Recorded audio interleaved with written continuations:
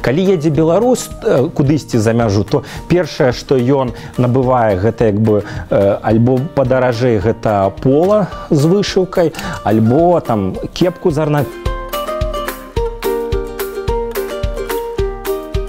Беларус набывае для таго, каб куды, калі едзе, паеду там у Турцыю, не ведаю, в Украіну ці ў Егіпет і буду хадзіць там па пляжу, ці дзе, каб бачылі, што беларус прыехаў. Мы не толькі жывем там пагоняй і вышымайкай, як усе нас крытыкуюць, што ў нас акрамя гэтага нічога няма.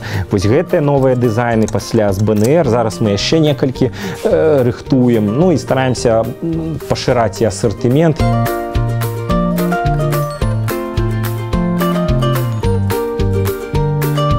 Сцяг ён таксама, калісьці мы першыя пачалі такія вось друкаваць, і ён такі яскравы, і вельмі шмат менавіта вось такі варыянт бяруць з пагоняй сцяг. Гэта калі розныя, зусім не палітызаваны. Бываюць, не так даўно прыйшоў бацька з хлопцам, ну хлопчыку гадоў, можа 9-10, ён такой, ну што ты тут хацеў? І паказвае сцяг хацеў, ну давай.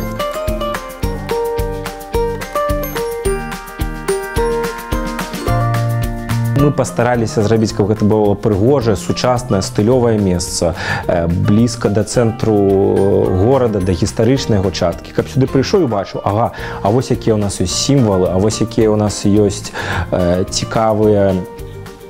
цікавая гісторыя, мова, і ўсё гэта можна паглядзець у адным месцы, памацаць, калі трэба пагаварыць.